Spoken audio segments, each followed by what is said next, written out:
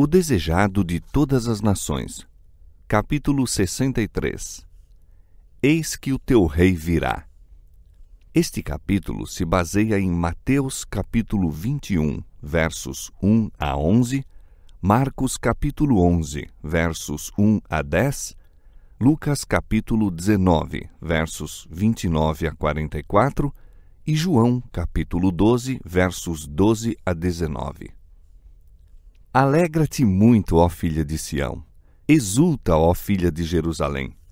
Eis que o teu rei virá a ti, justo e salvador, pobre e montado sobre um jumento, sobre um asninho, filho de jumenta.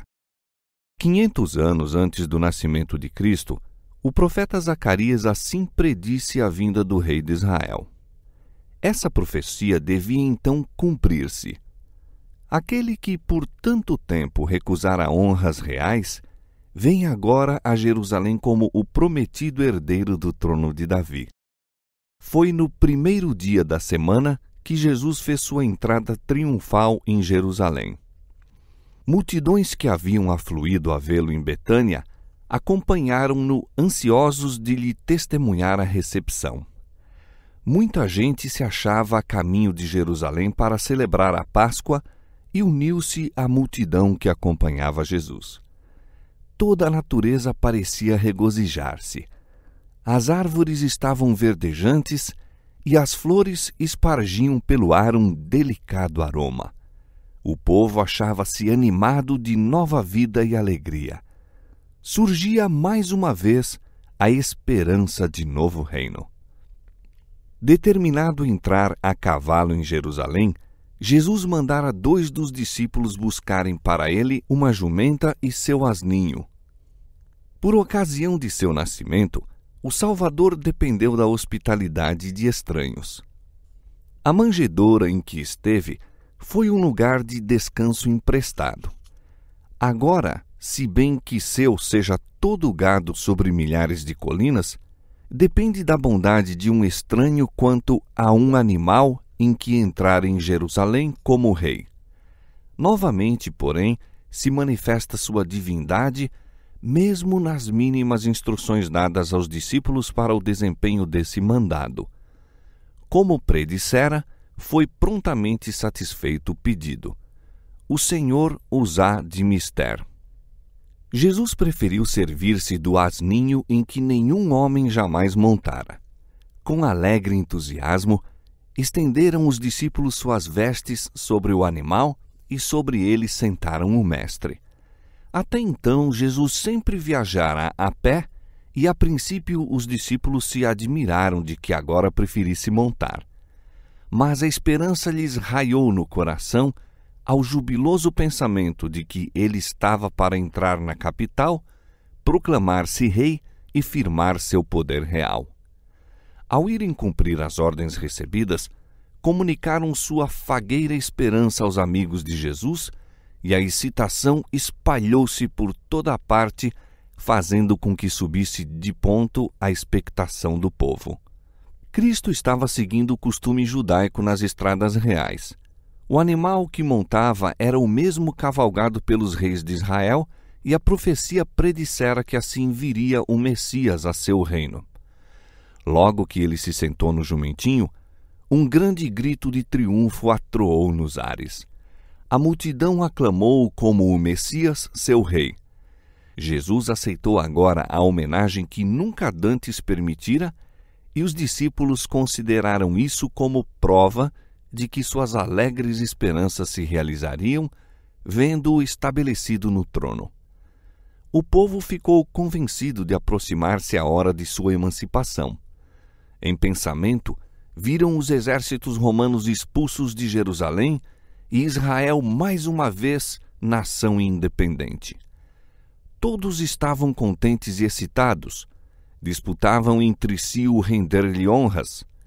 Não podiam exibir pompas e esplendores, mas prestaram-lhe o culto de corações felizes. Não lhes era possível presenteá-lo com dádivas custosas, mas estendiam as vestes exteriores à guisa de tapete em seu caminho e também espalharam ramos de oliveira e palmas por onde devia passar.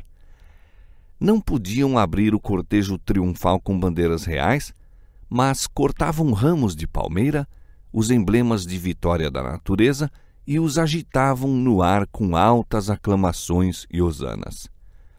À medida que avançavam, aumentava sempre o povo com a reunião dos que tinham ouvido da vinda de Jesus e se apressavam a tomar parte no acompanhamento. Os espectadores continuamente se misturavam à turba, perguntando: quem é este? Que quer dizer toda essa agitação? Todos tinham ouvido falar de Jesus e esperavam que fosse a Jerusalém, mas sabiam que, até então, ele se esquivara a qualquer esforço para o colocar no trono e ficavam muito surpreendidos de saber que este era ele. Cogitavam que teria operado essa grande mudança naquele que dissera que seu reino não era deste mundo. Suas perguntas são abafadas por um grito de triunfo.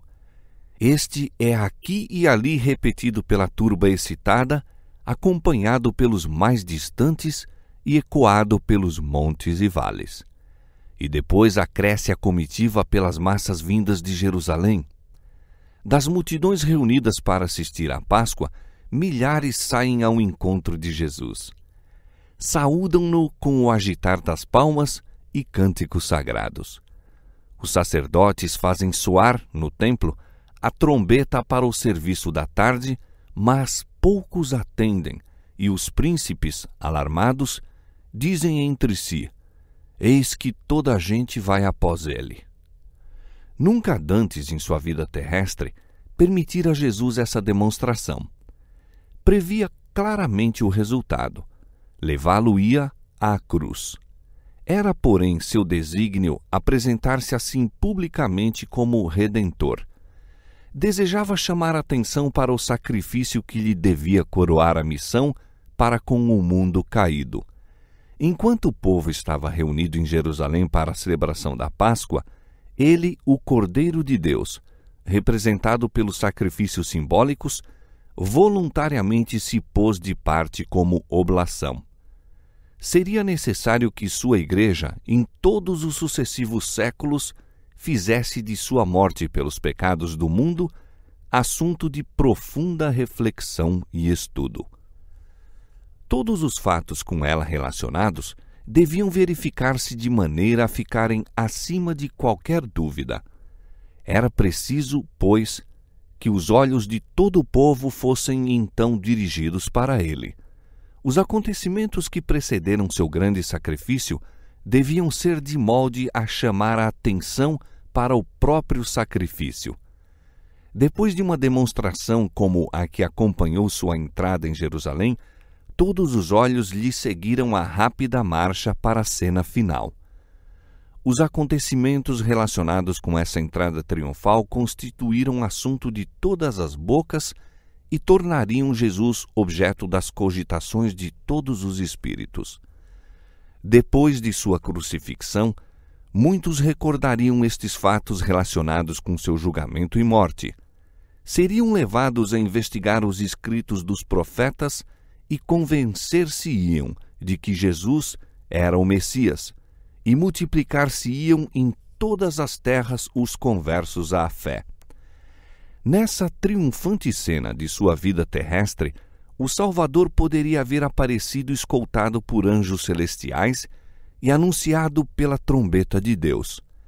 Essa demonstração, no entanto, teria sido contrária ao desígnio de sua missão, contrária à lei que lhe governara a vida. Permaneceu fiel à sorte humilde que aceitara. Devia levar o fardo da humanidade até haver dado a vida pela vida do mundo. Esse dia, que se afigurava aos discípulos o mais glorioso de sua vida, ter-se-ia toldado de sombrias nuvens, soubessem eles que a cena de regozijo não era senão um prelúdio aos sofrimentos e à morte do Mestre.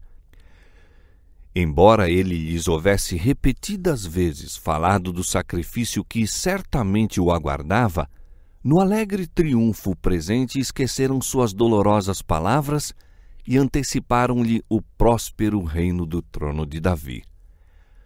Novos acréscimos se iam fazendo continuamente à procissão e, com poucas exceções, todos quantos a ela se juntavam eram possuídos pelo entusiasmo do momento, avolumando os hosanas que ecoavam de monte em monte, de vale em vale.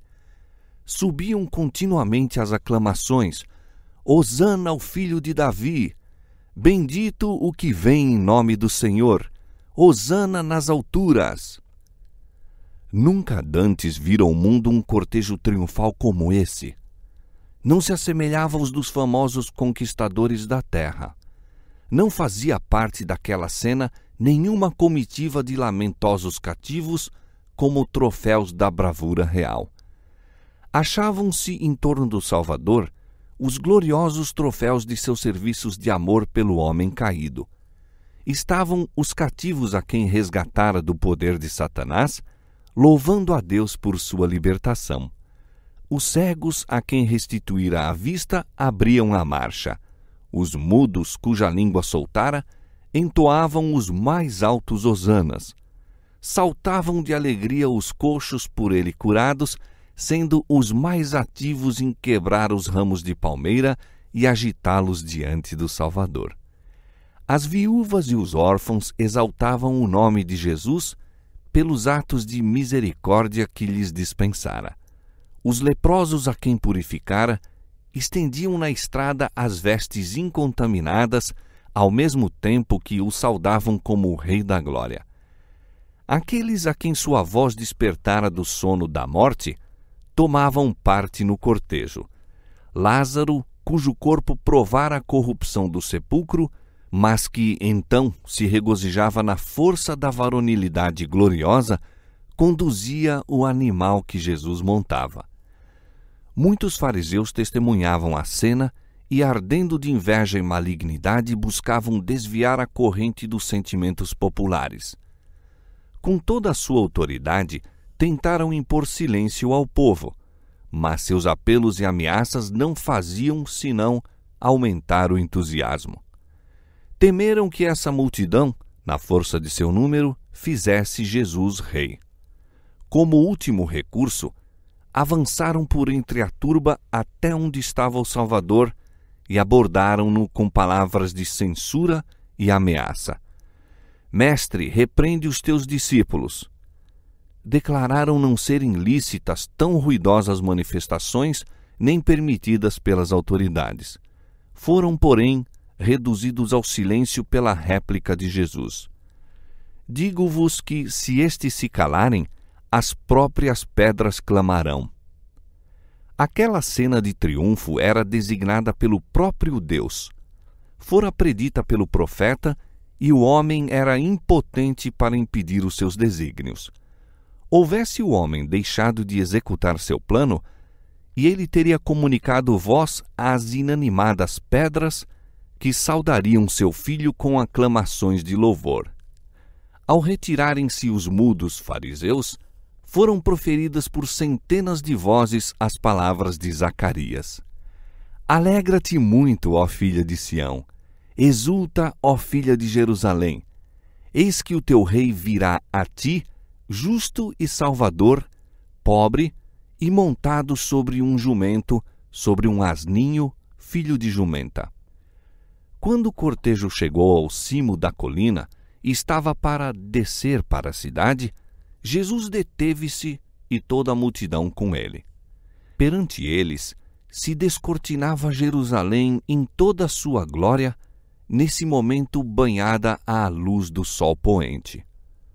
O templo atraiu todos os olhares.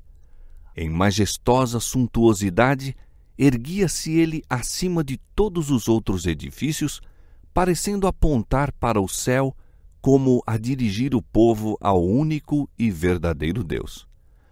O templo fora de há muito a glória e o orgulho da nação judaica. Também os romanos se orgulhavam de sua magnificência.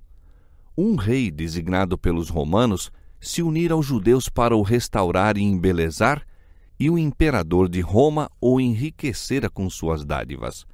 Sua firme estrutura, riqueza e magnificência o haviam tornado uma das maravilhas do mundo. Enquanto o sol no ocidente tingia e dourava o céu, o resplendor de sua glória iluminava o puro e alvo mármore das paredes do templo, pondo-lhe cintilações nas áureas colunas. Do alto do monte onde Jesus parou com seus seguidores, apresentava ele a aparência de maciça estrutura de neve, marchetado de capitéis de ouro. À entrada do templo achava-se uma videira de ouro e prata, com verdes folhagens e maciços cachos de uvas, executados pelos mais hábeis artistas. Esse desenho representava Israel como uma próspera vinha. O ouro, a prata e verde vivo eram combinados com raro gosto e consumada maestria. Enlaçando graciosamente os alvos e luzentes pilares, agarrando-se com as brilhantes gavinhas a seus dourados ornamentos, refletia o esplendor do sol poente, resplandecendo como se o céu lhe houvera emprestado a sua glória. Jesus contempla a cena e a multidão silencia suas aclamações, encantada com a súbita visão de beleza. Todos os olhos se volvem para o Salvador, esperando ver-lhe no semblante a admiração por eles próprios experimentada. Ao contrário, no entanto, percebem-lhe uma nuvem de tristeza. Surpreendem-se, decepcionam-se ao ver-lhe os olhos marejados de lágrimas e o corpo oscilar como a árvore agitada pela tempestade, enquanto uma angustiosa queixa lhe brota dos trêmulos lábios, como irrompendo das profundezas de um coração partido. Que cena aquela que se oferecia à contemplação dos anjos! Seu bem-amado comandante em lágrimas de angústia.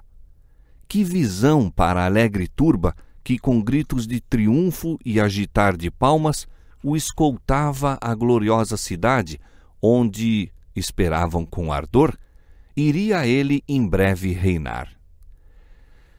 Jesus chorara ao pé do sepulcro de Lázaro, mas fora numa divina mágoa de simpatia para com a humana dor. Esta súbita tristeza, porém, era qual nota de lamento em meio de um grande coro triunfal. Por entre uma cena de regozijo em que todos lhe tributavam homenagens, o rei de Israel se debulhava em lágrimas. Não as silenciosas lágrimas da alegria, mas pranto e gemidos de inexprimível angústia. A turba sentiu-se repentinamente tomada de tristeza. Emudeceram-se-lhes as aclamações. Muitos choraram, possuídos de simpatia por um pesar que não podiam compreender. As lágrimas de Jesus não eram a antecipação de seus próprios sofrimentos.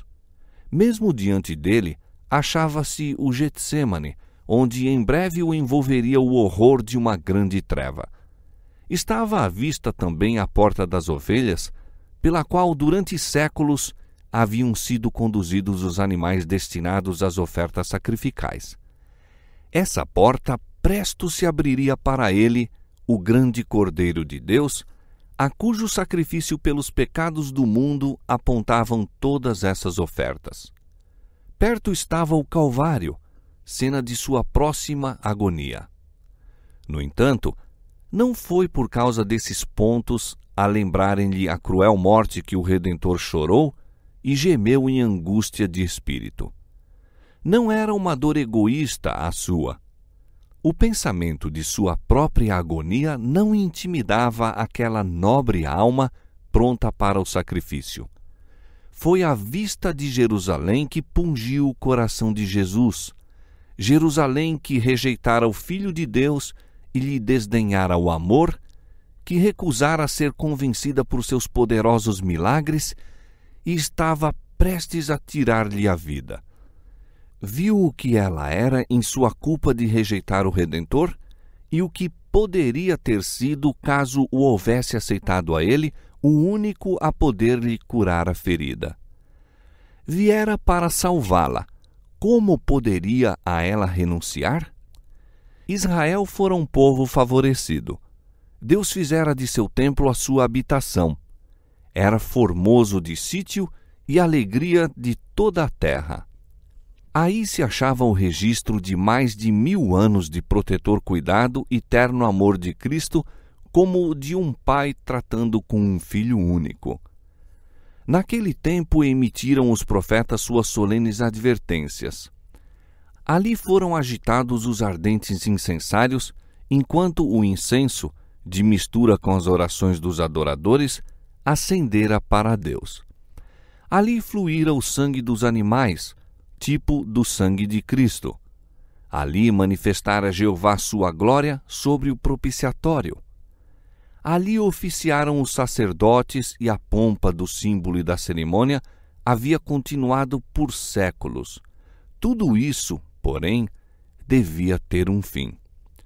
Jesus ergueu a mão, aquela mão que tantas vezes beneficiara os enfermos e sofredores, e, movendo-a na direção da condenada cidade, em entrecortadas frases de dor, exclamou: Ah, se tu soubesses também, ao menos neste teu dia, o que à tua paz pertence.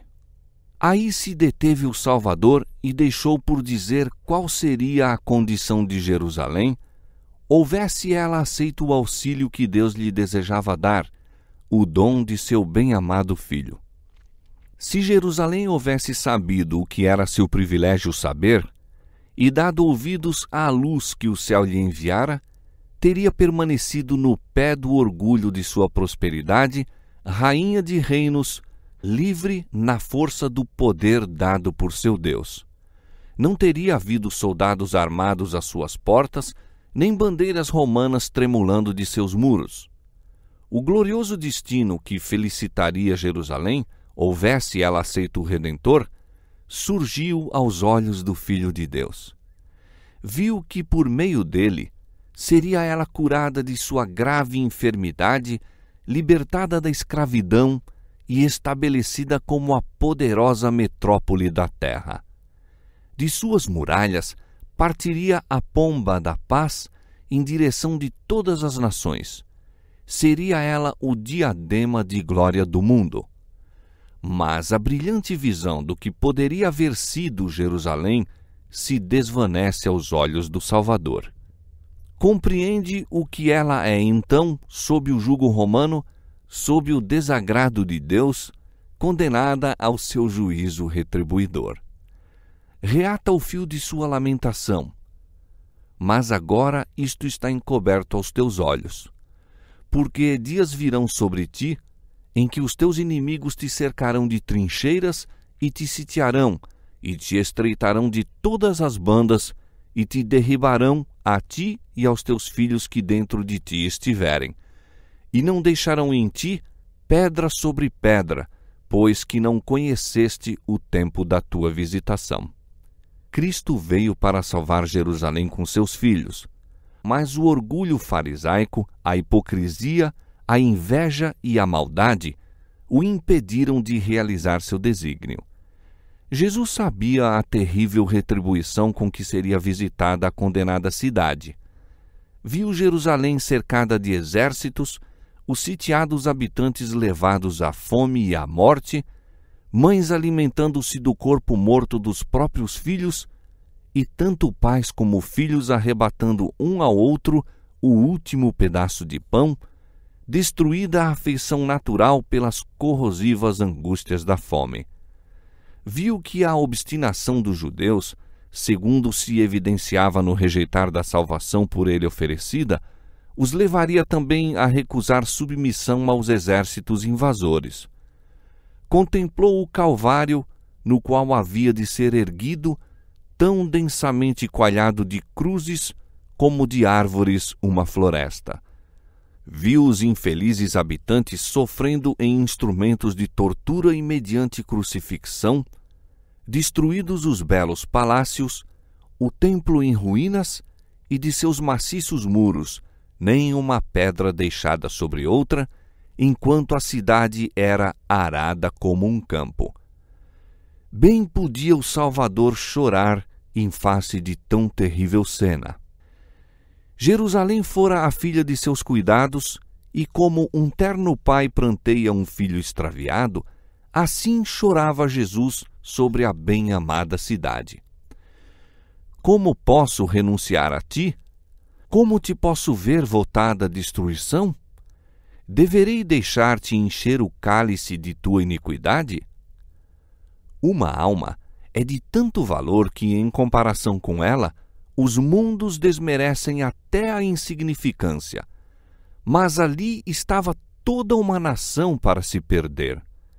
Quando o sol em declínio rápido se ocultasse no céu ocidental, terminaria o dia de graça de Jerusalém. Quando a comitiva se detinha no cimo do Olivete, não era ainda demasiado tarde para Jerusalém se arrepender. O anjo da misericórdia dobrava então as asas para descer do áureo trono, a fim de dar lugar à justiça e ao juízo prestes a vir. Mas o grande coração amorável de Cristo intercedia ainda por Jerusalém, que lhe escarnecera as misericórdias, desprezando as advertências, e estava a ponto de mergulhar as mãos em seu sangue. Se tão somente Jerusalém se arrependesse, não seria ainda demasiado tarde. Enquanto os derradeiros raios do sol poente pairavam sobre o templo, as torres e cúpulas, não levaria algum anjo bom ao amor do Salvador, desviando-lhe a condenação? Formosa e ímpia cidade, que apedrejara os profetas, que rejeitara o Filho de Deus, que por sua impenitência se prendia em cadeias de servidão. Seu dia de graça estava quase passado. Todavia, novamente o Espírito de Deus fala a Jerusalém. Antes do fim do dia, é dado outro testemunho em favor de Cristo. Ergue-se a voz desse testemunho em correspondência com o chamado de um passado profético. Se Jerusalém atender ao chamado, se receber o Salvador, que lhe está entrando pelas portas, poderá ainda ser salva.